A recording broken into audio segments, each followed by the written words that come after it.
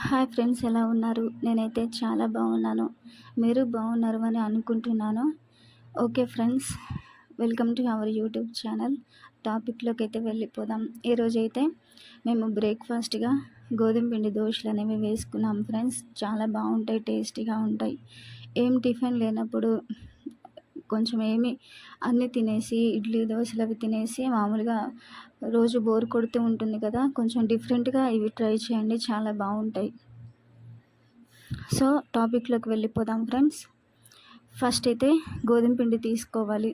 తీసుకున్న తర్వాత మీకు మైదా పిండి ఉంటే వేసుకోండి, లేకుంటే ఆప్షనల్. మేమైతే వేసుకున్నాము. కొంచెం వాటర్ వేసుకొని పెరుగు అయితే ఎలా ఉంటుందో అలా గట్టిగా కలుపుకోవాలి, లేకుంటే పలుచగా. సో అలాంటి గంట తీసుకొని మంచిగా దోశలాగా స్ప్రెడ్ చేసుకోండి.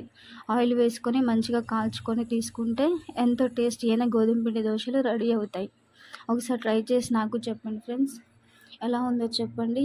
మేమైతే బ్రేక్ఫాస్ట్ ఏమీ లేనప్పుడు, ఏం తినాలో ఏం చేసుకోవాలో అర్థం కానప్పుడు గోధుమ పిండి ఉన్నప్పుడు ఇలా చేసుకొని తింటాము. చూసారా దోశ ఎంత బాగా వచ్చిందో.